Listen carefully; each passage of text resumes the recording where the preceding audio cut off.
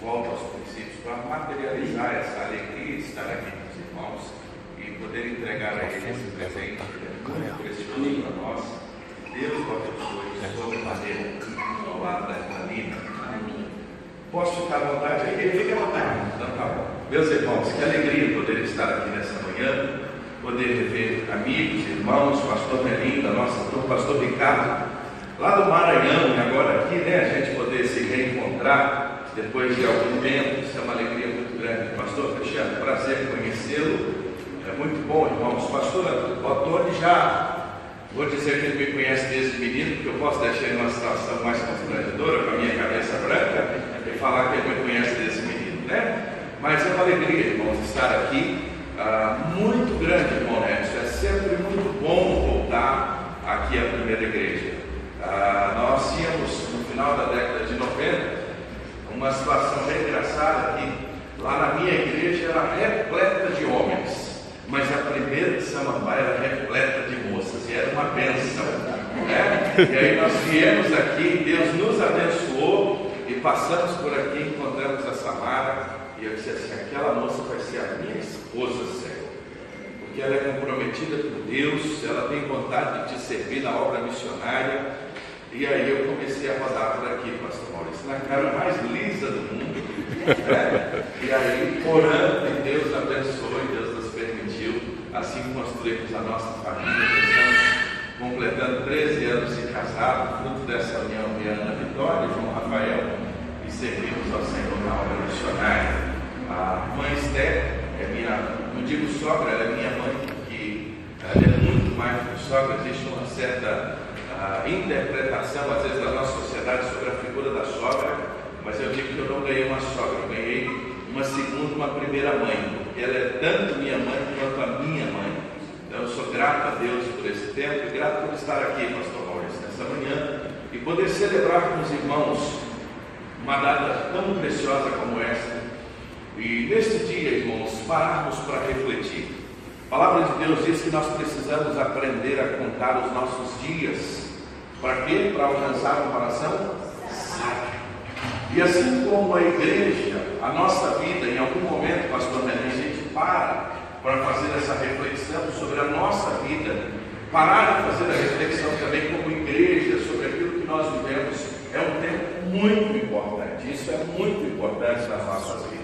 E hoje nós vamos fazer um pouco sobre isso, parar para refletir um pouquinho, principalmente quando a gente tem um tema tão precioso como esse: qual é o nosso alvo? Qual o alvo da nossa vida? Eu queria que você olhasse para aquela figura, e nós vamos fazer algumas coisas hoje um pouquinho diferentes. Se você está sozinho num banco, eu gostaria que alguém sentasse do seu lado, para que você não ficasse sozinho, e você pudesse compartilhar com essa pessoa em 2 minutos qual é o principal alvo da sua vida neste momento.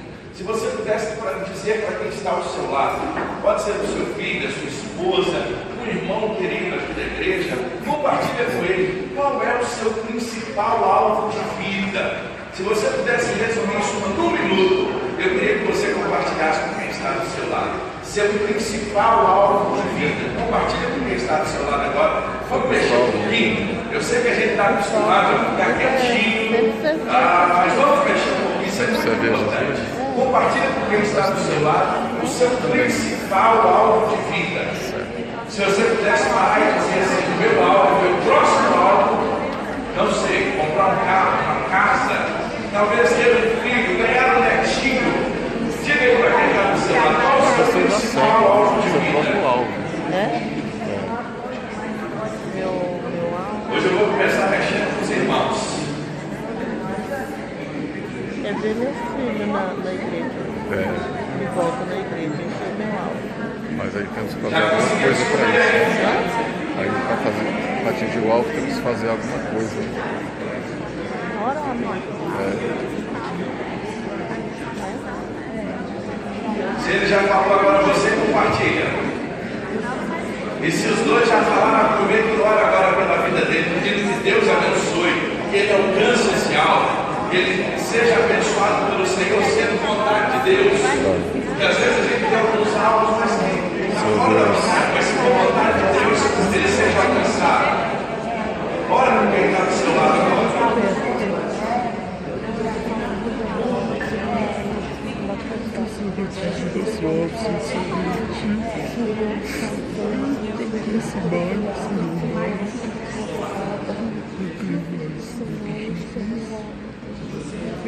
Senhor, nesta manhã, Pai, nós estamos na Tua casa e nós queremos ouvir a Tua voz, nós queremos entender a Tua vontade, nós queremos compreender o que o Senhor espera de nós. Agora nós colocamos diante do Senhor alvos que estão no nosso coração, circunstâncias que nós sonhamos, Pai, e nós suplicamos ao Senhor que o Senhor as dirija e, sendo da Tua vontade, elas se tornem realidades para a glória do Teu Santo nome. Essa é a nossa oração em nome de Jesus. Amém. Eu comecei mexendo com você nessa manhã, porque igreja é relacionamento. E às vezes, Mário, a gente chega no culto, a gente chega no templo, e a gente entra e sai, e às vezes a gente não fala com ninguém. É por isso que o pastor Fabrício insiste nesse negócio de você falar com quem está do seu lado. Sabe por quê? Porque nós precisamos, irmãos, aprender a nos relacionar novamente. A gente vive numa sociedade tão fria que a gente às vezes mora do lado de alguém, passa uma vida inteira, e isso às vezes está entrando até dentro da igreja. E a gente esquece que nós precisamos chorar uns com os outros, levar as cargas uns dos outros, amar uns aos outros, confessar as nossas culpas uns aos outros. Não foi à toa que no Novo Testamento, 28 vezes, em circunstâncias diferentes, o Novo Testamento nos traz mandamentos recíprocos. É por isso que a gente precisa resgatar essa cultura de relacionamento, porque igreja não é onde nos reunimos. A igreja que celebra 27 anos hoje não é este templo, que aliás não começou aqui, começou numa casa, numa sala, numa área, e assim essa igreja começou. Mais do que nunca, essa igreja tem um DNA relacional, e a gente precisa resgatar isso, porque a igreja que completa 27 anos, ela está aí do seu lado, e eu queria que você desse um sorriso para ela, dizer como é bom ser igreja com você. Aproveita, pega na mão dela. Irmãos, eu quero lhe mostrar uma figura que me remete à minha infância. Você está vendo um elefantinho ali, preso numa estaca? Irmã Lídia, eu venho lá do interior, e a minha cidade era uma cidade muito pequena, pastor Ricardo.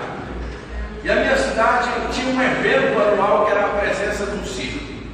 Cidade do interior, quando chega um circo, hoje isso é mais comum, mas isso há 20, 30 anos atrás, Joab chegar um circo numa cidade, parava a cidade.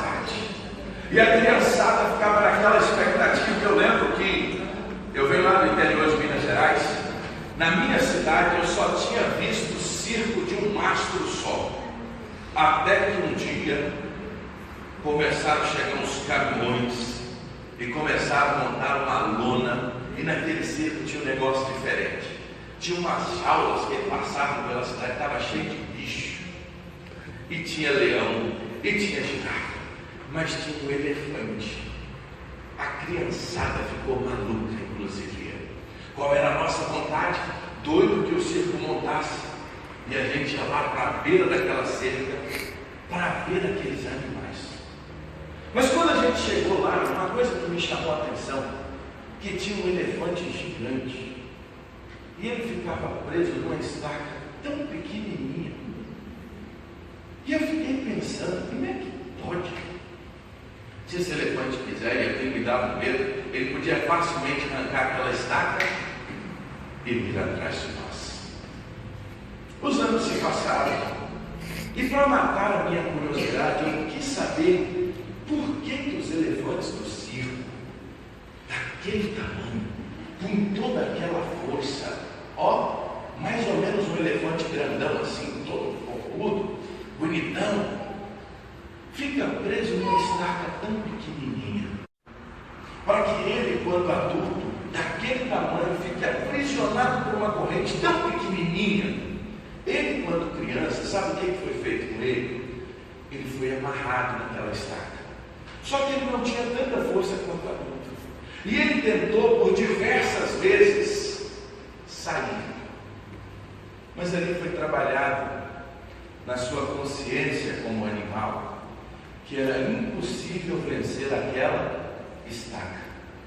Ele tentou várias vezes e ele não conseguiu. Ele tentava de diversas maneiras romper aquela estaca e ele não conseguia. Até que um dia ele chegou no estado de acomodação. Ele disse para ele mesmo: eu não consigo descer essa estaca. E ele desceu. E mesmo grande, com toda a força, ele continuou amarrado. Amarrado ao seu passado. Amarrado àquela estaca tão pequenininha que não era suficiente para aprisioná-lo, irmão Nelson. Mas na sua mentalidade, ele já estava preso. Essa história me chama muita atenção porque eu faço uma pergunta: o que te aprisiona? Muitos de nós estamos presos a algumas estacas. Muitos de nós estamos presos a algumas amarras. Muitos de nós, mesmo hoje fortes, adultos, nós estamos semelhantes àquele elefante. Coisas que talvez lá atrás aconteceram e que de fato nos aprisiona. E uma coisa interessante, muitos de nós somos aprisionados. O que é aprisionar? É tornar alguém cativo, fazer com que alguém fique preso, é prender. Literalmente o elefante está assim, ele está cativo, ele está preso. Preso a quê? A uma pequena estaca. Mas é interessante que quando a gente olha sobre isso e aprende, muitos de nós somos aprisionados principalmente ao nosso passado. Muitos de nós, vou repetir, a nossa estaca, ela está lá atrás. Prisão essa que pode ser muitas vezes aprisionado ao quê? Por exemplo, uma circunstância familiar. Você foi criado num contexto familiar que talvez o seu pai era um opressor. Você viu tantas vezes uma desconstrução familiar. Talvez você, uma menina, criou num lar onde o pai agredia a mãe, onde você viu a figura masculina, aquela pior figura que existe. E talvez hoje, quando você pensa em reagir à vida, o ser masculino para você não tem muito sentido, porque isso te leva lá atrás. É por isso que há muitas pessoas que estão dentro da igreja, e quando ouvem falar que Deus é Pai, elas têm uma dificuldade tremenda em se relacionar com profundidade com Deus, porque para elas, a figura de um pai é a pior possível. Às vezes é uma mãe, às vezes é o seu sofrimento familiar, aquilo que você viveu lá atrás, que hoje te aprisiona. É também um relacionamento afetivo, que talvez alguma circunstância em que você tenha vivenciado, literalmente que você apostou todas as suas fichas, todos os seus sonhos, e de repente o barco naufragou, e agora você está extremamente ferida ou ferido. E quando alguém chega para falar para você de relacionamento, você sente que tem uma cola de ferro daquele tamanho amarrada no seu pé, amarrada no seu coração. Talvez algo na sua vida profissional. Irmãos, tem gente que parou lá atrás. Tem gente que teve decepções na sua vida profissional que o camarada não consegue avançar, destravar. Ele está preso, não só na sua vida profissional, mas também... Irmãos, aqui talvez seja onde eu tenho visto, depois da família, onde tem o maior número de pessoas aprisionadas, no contexto da religião. Quando eu penso que no Brasil hoje nós temos 7 milhões de pessoas que se declaram crer em Deus e não ter nenhum vínculo religioso. Sabe por que estas pessoas não querem vínculo com uma instituição? Porque de alguma maneira elas foram machucadas, elas foram marcadas pelas circunstâncias, e hoje o seu presente e o seu futuro estão sendo governados pelo seu passado. Talvez você olhe para aquela figura daquela mocinha, e ela é tão bonitinha, e eu vou trazer ela maior para você olhar para ela, e você vê ela tão comportadinha, tão querida, tão amigável, mas lá no coração dela, só ela sabe o que aprisiona. A nossa sociedade vive cheia de pessoas assim, pessoas que estão no nosso meio, Joab, pessoas que sorriem, pessoas que se alegram, pessoas que cantam, Pessoas que até ao serem questionadas, pastor Danilo, está tudo bem? Elas respondem, está tudo bem.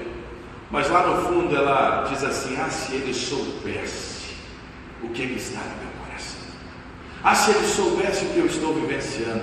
Se ele soubesse o que eu estou enfrentando. E aí, irmãos, ninguém melhor do que um homem chamado Paulo de Tarso, para falar sobre passado, presente e futuro. Quando a gente olha para Paulo, e nessa manhã nós vamos meditar um pouquinho sobre ele, como ele conseguiu lidar com o seu passado, como ele conseguiu repaginar a sua vida no presente, e como ele conseguiu conquistar e construir um futuro diferente. Porque talvez o nosso maior desafio como igreja hoje, e digo como igreja, não a instituição primeira, a Igreja Batista, o CNPJ, mas nós como igreja, eu e você, o nosso maior desafio hoje é parar e refletir como nós vamos lidar com o nosso passado, o que é o nosso presente e o que seremos daqui para frente. Talvez o maior desafio seja esse, é parar, refletir, consertar o que precisa ser consertado e avançar. E quando nós pensamos nisso, nós não pensamos apenas, e às vezes a gente é muito genérico quando a gente fala de igreja, nós queremos pensar a igreja como CNPJ, como instituição, como templo. Não, nós estamos nessa manhã pensando em igreja, eu e você, nós.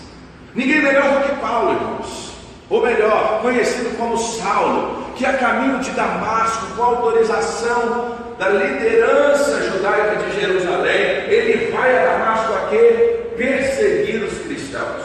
Ele estava com a sua autorização, ele estava pronto para chegar em Damasco e prender os cristãos, como nos ensina Atos capítulo 9.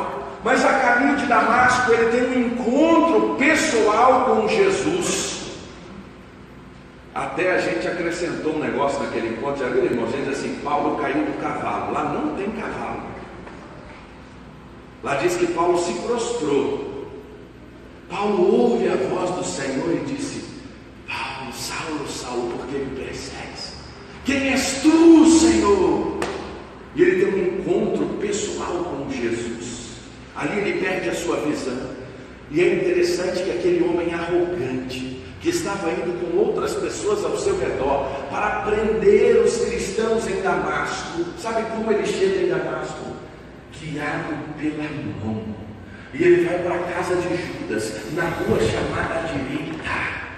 Olha o que Deus faz com o coração arrogante. Deus pega o coração arrogante de Paulo, todo aquele seu histórico de vida, da escola dos fariseus, alguém criado aos pés de Gamaliel, alguém que achava saber mais além do que qualquer outro, aquele que gostava de colocar tudo no prumo, aquele que queria olhar para os cristãos e persegui-los, porque na sua compreensão e no seu entendimento não haveria um outro Deus, e eles de repente se pegam vendo os cristãos chamar Jesus de Deus e reconhecê-lo como Senhor, e então ele vai persegui-los.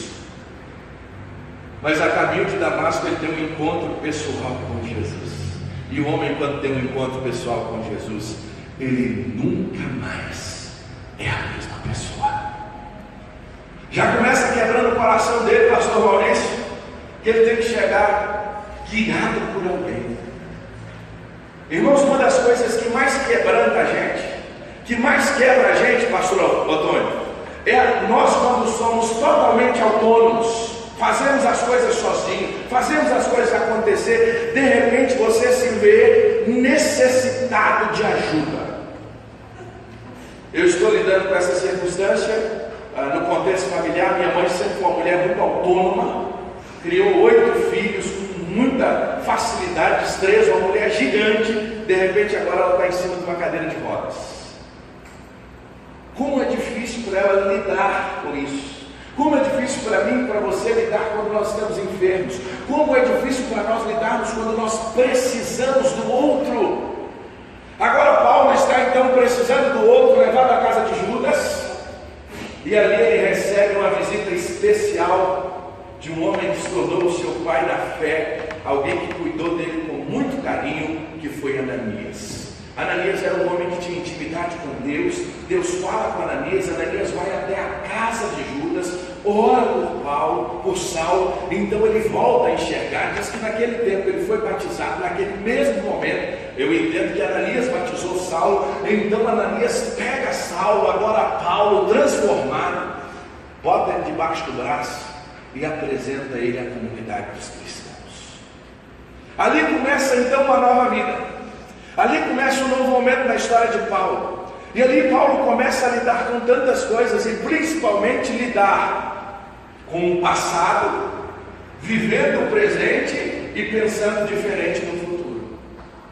Se tem alguém, irmãos, que tem tudo para estar aprisionado ao passado, era Saulo, era Paulo.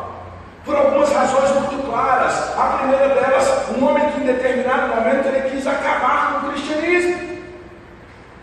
Imagine você depois estar dentro de uma igreja e lembrar no seu coração que em algum momento você quis matar aqueles irmãos.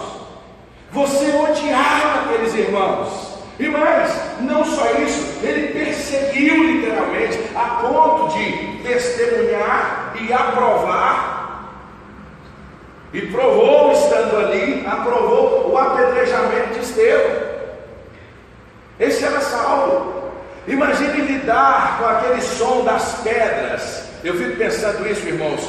Quem é do interior costumou muito ouvir rádio, por isso que eu fiquei apaixonado pelo rádio, fui trabalhar no rádio, porque a gente imagina as coisas. E eu fico pensando, às vezes, Saulo, pastor ali, terminava o dia e via no seu coração aquele sentimento de ouvir algumas pedras fazendo assim, pá, pá. E ele ouvindo, e ele gritando, o gemido, e vindo no seu coração e na sua mente aquele filme de ver um homem sendo ensanguentado e apedrejado, e agora tendo a consciência do Evangelho, apedrejado por quê? Por simples fato de ter tido um encontro pessoal com Jesus. Que passado esse, Maio? Como lidar com estas feridas do passado? Como lidar com estas circunstâncias? Irmãos, Paulo é um grande exemplo para nos ensinar como lidar com isso. E isso ficou tão bem resolvido pós-conversão de Paulo, que ele chega a nos trazer claramente esse texto, que é a nossa divisa desta manhã, ou deste aniversário. Vamos ler juntos? Irmãos, quanto a mim, não julgo haver alcançado, mas uma coisa faço, esquecendo-me das coisas que para trás ficam e avançando para as que estão diante de mim, prossigo para o alvo, para o prêmio da soberana vocação de Deus em Cristo. Somente alguém que passou por uma profunda conversão e experiência com Cristo poderia chegar a essa convicção. Somente alguém que passou por uma experiência tão pessoal com Jesus poderia dizer assim: eu vou me esquecer das coisas que para trás ficam, e agora eu vou avançar, eu vou prosseguir para o alvo, independente daquilo que eu fiz lá atrás, independente daquilo que aconteceu, agora eu vou olhar para frente, eu vou avançar, eu vou olhar para o autor e consumador da nossa fé. E é interessante que Paulo, ele escreve isso a uma igreja que ele tinha um carinho muito grande na igreja de Filipenses, ou os filipenses. Paulo ele teve uma visão, quando ele estava a caminho, Paulo estava ali em pé, vindo para Troade, então ele tem uma visão para ele passar a Macedônia. Ele ia para um determinado lugar, mas ele estava sensível ao Espírito Santo, o Espírito Santo mandou ele para a Macedônia.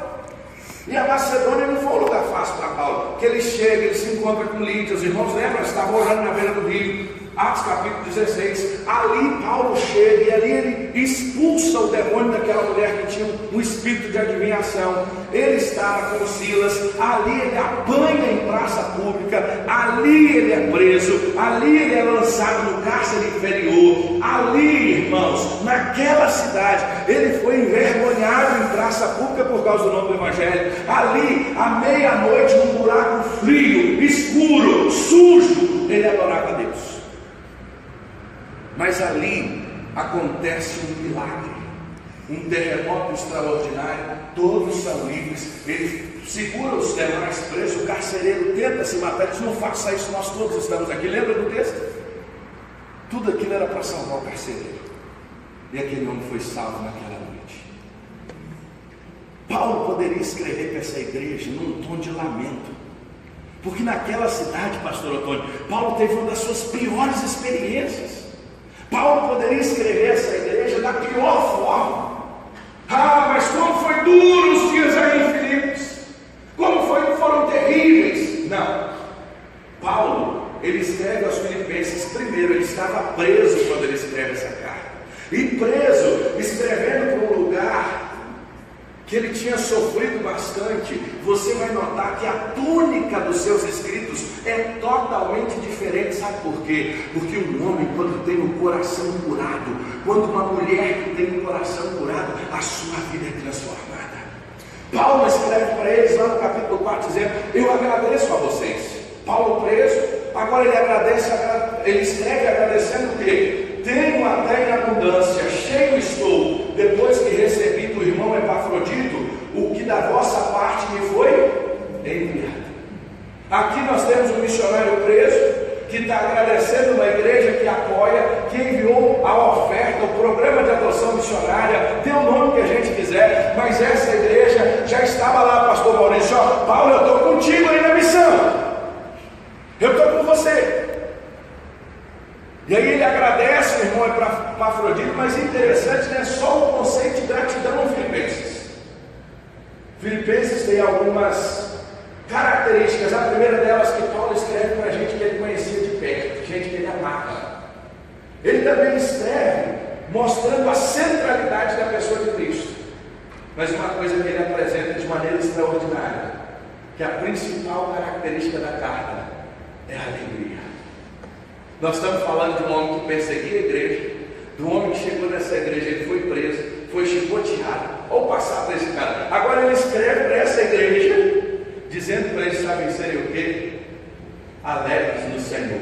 Pelo menos 5 vezes ele vai dizer: fazendo sempre, em todas as minhas orações súplicas por todos vós, com alegria. Tende esta confiança. Ele vai falando sobre gozo, alegria, fé. E é interessante que o verbo, pastor Nelinho, regozijai-vos, ele durante 11 vezes ele repete: regozijai-vos no Senhor. Talvez a sua versão mudou a palavra assim: alegrai-vos no Senhor. Outra vez vos digo: alegrai-vos no Senhor. Estou preso, estou escrevendo lá e estou dizendo assim já: alegrai-vos no Senhor. Outra vez vos digo: alegrai-vos no Senhor. Levei uma surra na cidade que eu plantei essa igreja, mas eu estou escrevendo dizendo para ela: muito obrigado, alegrai-vos no Senhor. Outra vez vos digo: alegrai-vos no Senhor.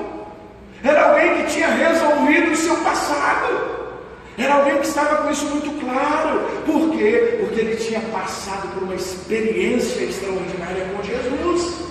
E é por isso que esse homem consegue de maneira tão clara dizer: esquecendo-me das coisas que para trás ficam, prossigo para o alto. Aqui, pastor Maurício, é uma coisa interessante, e isso acontece na nossa vida. Todos nós, em algum momento, vamos viver o desafio da luta entre esquecer e prosseguir. Todos nós, em algum momento da nossa jornada cristã, nós vamos, pastor Antônio, viver esse desafio aí, esse duelo. Mas duelo esse, já que não está fora de nós. E aí é uma coisa interessante. Muito se fala hoje sobre batalha espiritual, e há muita ficção sobre batalha espiritual. A maior batalha espiritual na vida de um cristão, ela não é fora dele.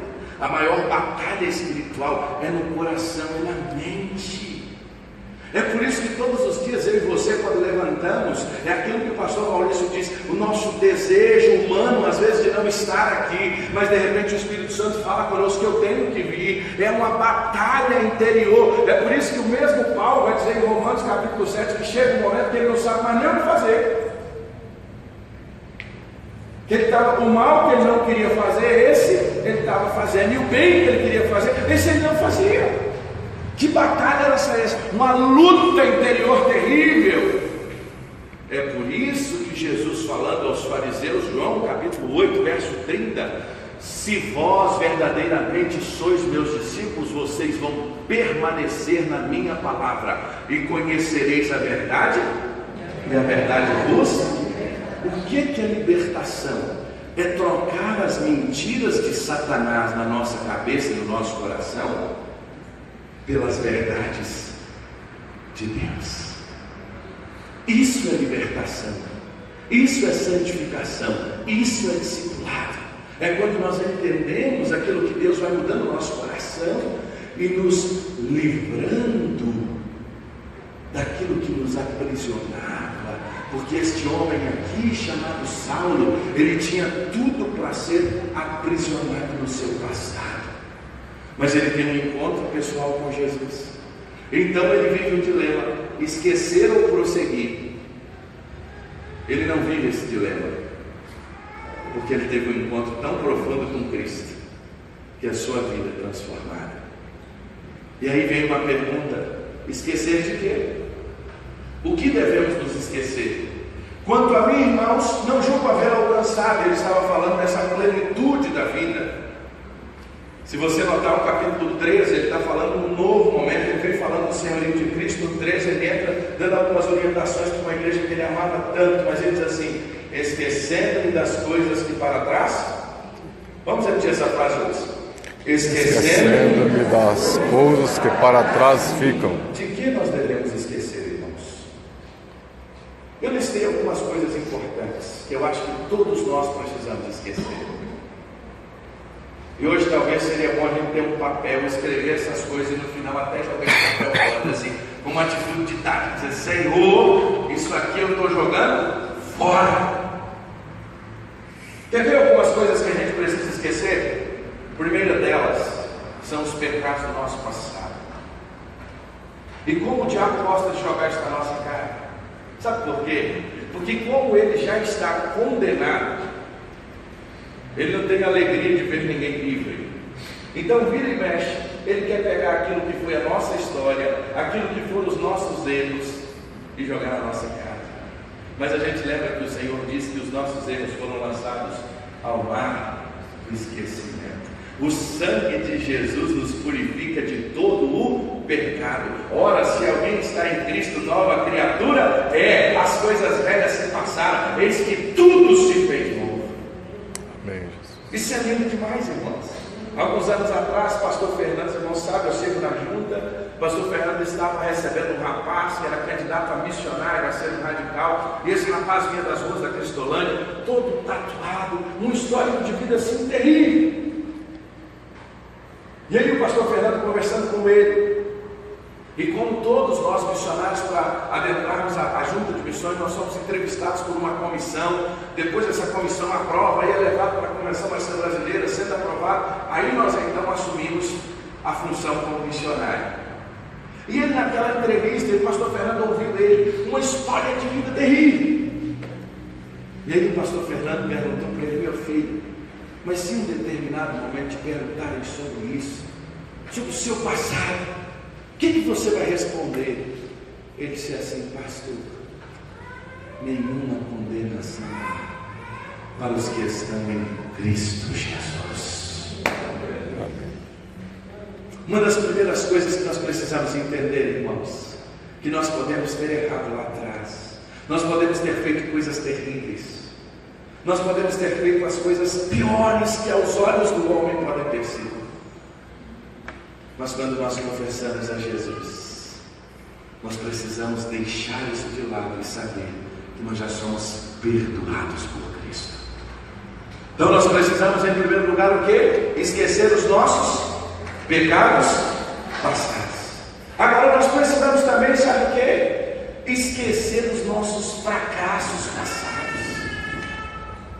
Porque às vezes, pastor Ricardo, nós estamos muito atrelados ainda a momentos que nós fracassamos, há momentos em que nós erramos, e tem pessoas que estão hoje aqui, mas elas ainda estão em 1990, 1980, 2001, 2002, lá num determinado ponto que algo aconteceu, que ela se sentiu impossibilitada, literalmente, ela se sentiu amarrada num toquinho que ela não venceu, e ela está presa. Irmãos, a pior coisa do mundo é um coração mal resolvido. Por isso que as Escrituras dizem: não deixe no seu coração nenhuma raiz de amargura.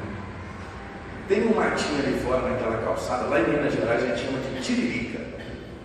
Pastor Antônio, tiririca é um problema. Você faz uma calçada nova, daqui a pouco a calçada de lata, que é comum, qualquer concreto vai ter um rachadinho. Quando dilata, quem que aparece ali? A tiririca. E você vai lá, corta com a faca, joga veneno. 3 meses depois, o que faz com a tiririca? Tiririca é igual a amargura. Passado mal resolvido. Vira e mexe. Vira e mexe. Só tem um jeito de acabar com tiririca, sabe qual é, João? Quebra a calçada, arranca as batatinhas todas lá embaixo. Se não arrancar a raiz, vira e mexe, ela vai aparecer. Amargura e passado mal resolvido é igual tiririca. Vira e mexe. E a amargura é simples. É você tomar veneno querendo que o outro morra. Pegou isso aí? Amargura é você tomar veneno querendo que o outro, sabe quem vai morrer? Você. Coração amargurado, coisas mal resolvidas. Aí vem um outro ponto interessante: sucessos do passado. Nós temos que esquecer, em parte sim, sabe por quê? Porque o sucesso do passado não garante o sucesso do presente, nem o sucesso do futuro. Tem gente vivendo, me perdoe, irmãos, a primeira igreja batista da década de 90. Tem gente vivendo o seu trabalho lá. E às vezes a gente ouça assim, quantas vezes eu ouço essa história, né? Ah, meu irmão, mas nós éramos. Você já ouviu a história assim? Nós saíamos para as ruas, nós evangelizávamos, nós tínhamos uma corneta daquela, né? É o serviço de som da primeira, e aquilo tudo vem do nosso coração, e a gente começa a viver de quê? De sucessos do passado. Fórmula 1 é uma grande lição. Do sábado para o domingo, existe uma coisa que se chama pole position. No sábado, no treino, a pole position garante o corredor, aquele piloto a largar em primeiro. Isso significa que ele vai ganhar a prova. Se ele não esquecer do sábado para o domingo a sua pole position, ele não ganha a prova do domingo. A pole position não garante a prova do dia seguinte. A vitória de ontem, o sucesso de ontem, não garante o sucesso de hoje. Mas às vezes ele está onde? Está lá atrás. É por isso que em um determinado momento o povo de Israel também viveu isso. Lembra quando eles penduraram as harpas do salgueiro? E nós chorávamos e penduramos as nossas harpas, porque eles lembravam daqueles momentos em adoração, em santidade, em busca do Senhor, mas agora eles estão aprisionados. Vivendo no passado, tem que olhar para frente. E aí, irmã, Deus está falando, passado foi bênção? Foi, mas deixa ele vive hoje, vive o amanhã. Vive daqui para frente, e aí avança um pouco mais, esquecendo das coisas que para trás ficam. Esqueça também dos prazeres passados. Esse foi um grande dilema do povo de Israel. Nós tínhamos carne lá no Egito. Durante todo o tempo, o Senhor nos tirou de lá para chegar aqui e nos deixar morrer de fome. Às vezes hoje a gente está servindo a Jesus, mas vira e mexe o coração, quer voltar onde? Lá atrás. A gente quer voltar lá naquelas coisas que foram prazerosas e muitas vezes prazerosas à nossa carne. Um dos nossos maiores desafios, além de esquecer os pecados passados, os fracassos passados, os sucessos passados, é esquecer os prazeres passados. Agora, terminando a lista do que devemos esquecer, talvez aqui seja um dos nossos maiores desafios. Experiências infelizes passadas.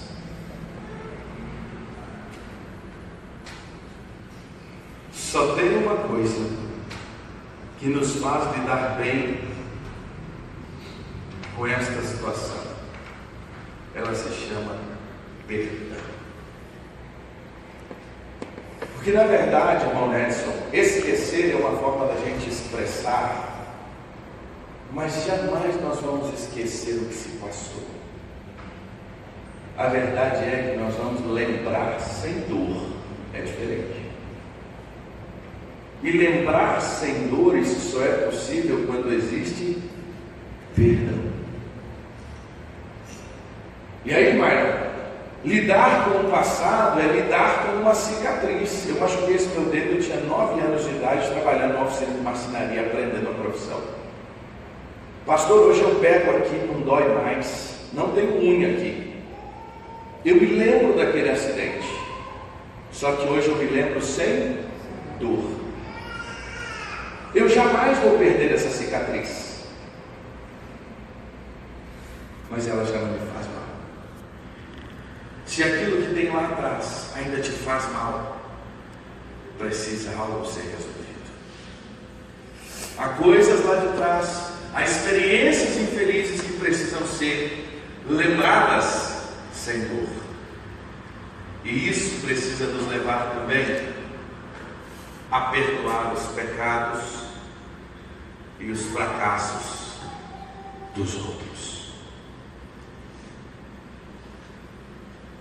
É por isso que, convicção minha, irmãos, ninguém precisa acreditar como eu. Nós, os protestantes, nós temos não uma aversão, mas a gente não ora o Pai Nosso tanto quanto deveríamos.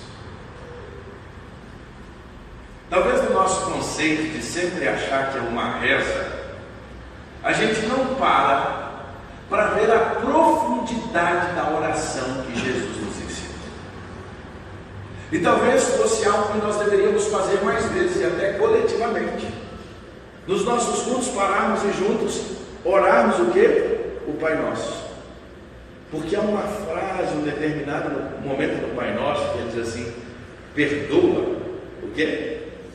As nossas dívidas, ofensas, assim como nós. Talvez aqui esteja uma das fases mais profundas, e todas elas são, mas na construção da oração que Jesus nos ensinou, porque nós só vamos conseguir vencer isso aqui no dia em que a gente viver essa dimensão de vida cristã. Perdoa as nossas falhas, assim como nós. Isso é tão sério que nós só seremos perdoados se nós perdoarmos. E perdão, ele inclui perdoar a si mesmo, perdoar o próximo.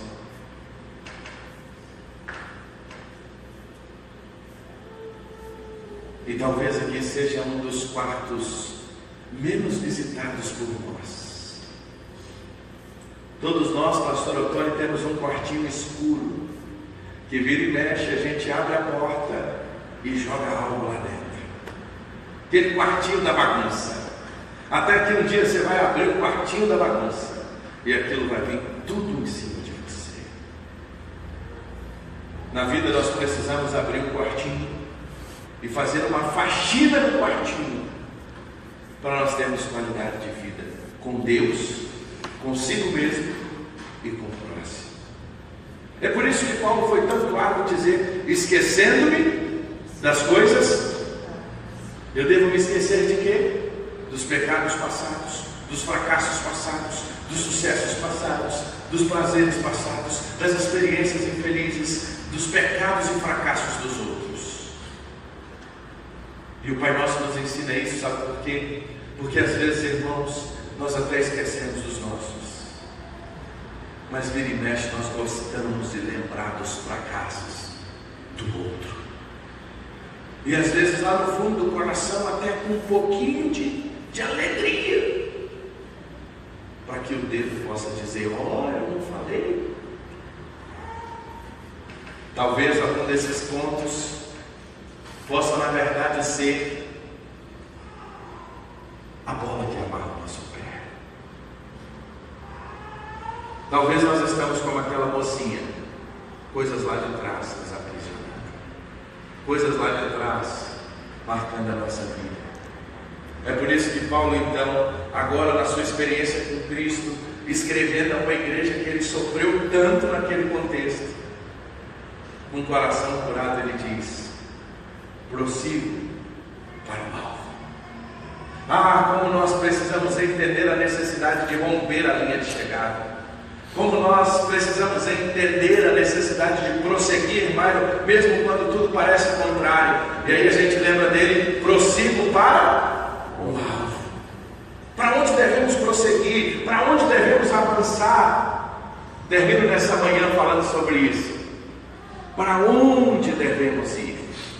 Esse talvez seja o nosso grande desafio, olhar para aquele alvo hoje, refletir o que nos prende, refletir aquilo que pode nos aprisionar, mas nós precisamos entender que ao sair daqui, ao sair desta manhã, ao iniciar uma nova semana, porque o Evangelho é prático, o Evangelho não é teoria, o Evangelho não é apenas algo que você vai ouvir. Por isso que Jesus foi claro ao terminar um dos maiores sermões que ele deu, que é o que nós chamamos de Sermão do Monte.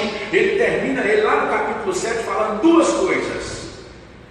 Dois tipos de pessoas, uma que construiu a casa sobre a rocha e uma que construiu a casa sobre a areia. Qual a diferença do que construiu para a casa sobre a rocha e para a areia? O que ouve e pratica, olha o que ele diz: é semelhante ao homem prudente que construiu a sua casa. O que ouve e não pratica, ele constrói uma casa sobre a areia. É por isso que nós somos desafiados ao sair daqui. Ouvir e o que? Praticar. E aí colocar em prática para onde devemos seguir. A primeira coisa, nós devemos seguir o que? Para longe do pecado. E aí, irmãos, nós temos um desafio grande. Sabe por quê? Porque às vezes, meus irmãos, nós temos alguns pecadinhos de estimação. A gente talvez acha que por não roubar, por não furtar, por não matar, por não fazer coisas assim, que nós julgamos como se o pecado tivesse tamanho. E talvez nós julgamos o tamanho por causa das consequências. A gente esquece e vai guardando e acolhendo dentro de nós alguns pecadinhos de estimação. E tem gente que está uma vida na igreja e não consegue se separar daquele elefantinho que está aprisionado. E aí, esse talvez seja um dos nossos maiores desafios. Nós lançamos agora, já há alguns meses, uma série de textos sobre isso, sobre como ter uma vida cristã vitoriosa. Uns textos do pastor Santit, excelente. E ele começa dizendo que uma vida cristã vitoriosa, ela começa a partir do momento em que nós renunciamos todo o pecado. Porque o pecado é a única coisa que nos amarra, que nos aprisiona. É a única coisa que separa o homem de Deus.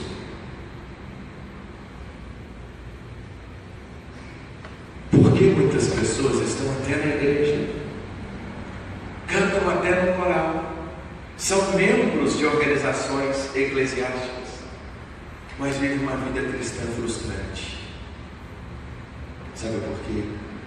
Porque ainda não entenderam a importância do arrependimento, da confissão, da mudança de vida, da transformação. E isso é muito fácil acontecer para quem foi criado na igreja. A gente aprende a linguagem dos crentes, a gente aprende a falar como eles, a gente aprende até a orar como eles, e a gente começa a repetir ações que nós fomos moldadas a elas. Mas falta às vezes na nossa vida o ato da conversão, o ato do arrependimento, o ato da mudança. Prosseguir para o alvo é entender que nós precisamos estar longe do pecado. Agora, para isso, a gente precisa buscar o quê? Intimidade. Pecado e intimidade são duas coisas que não andam juntas.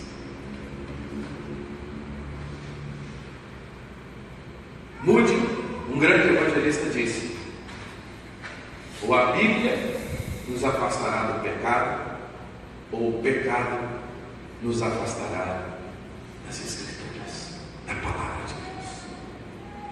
A intimidade com Deus, ou ela vai nos afastar do pecado, ou o pecado vai nos afastar da intimidade com Deus. Devemos correr por uma vida de intimidade. Agora, para isso, nós precisamos viver com perseverança. Isso nos faz lembrar do texto de Hebreus 12, onde diz que nós devemos deixar todo o pecado que ao nosso lado nos rodeia e prossigamos, olhando para quem? Para o autor e consumador da fé, viver com perseverança, olhando para Cristo, mas principalmente sendo exemplos para os outros e cumprindo a minha missão. Para onde eu devo ir? Para onde eu preciso caminhar? Eu preciso me esquecer das coisas que para trás ficam, mas eu preciso prosseguir com um objetivo claro. Sabe por quê, irmãos? Quem não sabe para onde vai, qualquer lugar serve. E tem muita gente hoje, em pleno século XXI, que está assim. Não sabe para onde ir, não sabe para onde caminhar. Sabe por quê? Porque talvez está como este elefante. Alguém tão grande, não grande no tamanho, porque a gente vive um bullying danado nessa sociedade, né? É a sociedade do corpo perfeito. Você não pode nem mais ser gordinho. Quando eu cresci, o menino saudável e o menino gordinho. De repente mudaram a regra do jogo. Agora é o magrinho. Ninguém mudou o jogo caminhando. Não estou falando disso. Eu estou falando do tamanho de ser humano que você é. Eu estou falando do tamanho de pessoa que você é. Tão extraordinária que você é. Porque você é a imagem e semelhança de Deus. Só que talvez você tão belo, você tão bela, você tão precioso, tão preciosa, você está ali, ó, amarrado com uma cordinha no pé. Talvez essa cordinha venha lá da sua infância. Talvez essa cordinha foi um relacionamento mal sucedido. Talvez essa cordinha foi lá atrás dos seus pais. Talvez essa cordinha foi uma circunstância em que você vivenciou. Os irmãos sabem, nós somos apaixonados por pequenos grupos e o pastor Massatoshi me deu e me deixou e tem lhe deixado muitos legados de ensino. Mas talvez um dos maiores legados que ele me deu foi quando em 2002 ele me ensinou a importância de se viver em um grupo menor. Há 15 anos atrás,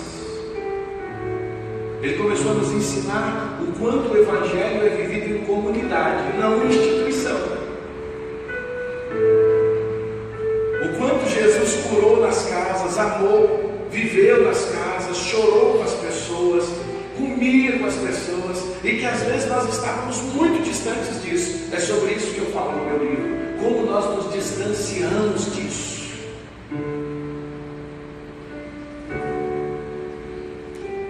De lá para cá nós temos dirigido pequenos grupos nesses últimos 15 anos. Mas dentre as muitas experiências que nós vivemos no pequeno grupo, nós tivemos um encontro, era uma terça-feira, e naquela noite nós estudamos sobre perdão. Nós estávamos na Tijuca, num emaranhado de prédios, e naquela noite nós estávamos no 5º andar, na casa de um casal muito precioso. Nós estudamos a palavra, e naquela noite nós estudamos justamente um dos textos que Jesus, próximo ao Pai Nosso, diz: que se nós não perdoarmos, nós não seríamos perdoados. E o pequeno grupo ele tem essa característica de fazer aquilo que nós fizemos aqui no início. Não é uma pessoa que ministra, é a palavra que fala por si só, porque a palavra tem poder. E a gente vai discutindo aquele texto, tirando lições, cada um participa, se sente parte. Mas naquele dia um versículo apenas, numa reunião, numa sala de estar, gente de bermuda, gente de camiseta, gente simples, gente depois de um dia de trabalho, um dia de metrô, cansada, sentada em bancos, um olhando para os outros. Mas o melhor estava ali, sabe por quê? Porque o melhor é a presença de Deus. E Deus estava ministrando ao nosso coração através da sua palavra. E nós terminamos orando, e o desafio daquela semana era refletir sobre quem nós precisamos perdoar. Ao término daquele encontro, o nosso anfitrião disse assim: Fabrício, eu quero falar com você. Tem 3 anos que eu não falo com meu irmão. Tem 3 anos que a gente não se fala. Aconteceu uma circunstância assim, assim, assim. E tem 3 anos que nós não trocamos uma palavra. Mas hoje Jesus me falou que eu preciso perdoar. Irmãos, era apenas uma estaquinha pequenininha. Mas era uma estaquinha que estava aprisionando um homem tão forte, tão bonito, tão belo, tão amado, um coração tão precioso. Mas ele estava preso. Naquela semana ele falou com o irmão. 15 dias depois o irmão estava no pequeno grupo com a gente. E foi um tempo de cura extraordinária. Sabe por quê? Porque aquela estaquinha foi rompida. Eu não sei qual é a sua estaquinha hoje. Eu não sei qual é a estaca da sua vida. Você sabe. E talvez nessa manhã você nem queria vir aqui. Mas Deus te trouxe aqui, me trouxe aqui. E nessa manhã nós encontramos aqui. Sabe por quê? Que nessa manhã o Senhor quer arrancar essa estaca que te aprisiona. Amém, Jesus. Mas para isso é necessário dar um passo. Para isso é necessário dizer: Senhor, eu reconheço que eu estou preso. A vida me prendeu. Essa circunstância me prendeu. Mas hoje o Senhor está dizendo para você: conhecereis a verdade, e a verdade vos libertará. E hoje você está entendendo que o Senhor, que é o Senhor da liberdade, quer te trazer liberdade do que te aprisiona. Eu queria convidar você a curvar a sua cabeça onde você está. Eu quero lhe dizer que eu não vou lhe chamar aqui à frente, para você ficar bem tranquilo, porque às vezes a gente fica tão preocupado. O pastor vai me chamar lá na frente, eu vou ficar constrangido. Não, eu não vou lhe chamar aqui. Mas eu queria desafiar você hoje a fazer uma atitude simples, a ficar em pé onde você está. E ficando em pé, você está dizendo: Senhor, eu me arrependo, eu quero perdoar, arranca essa estaca que me aprisiona. Deixando todas as coisas que para trás ficam,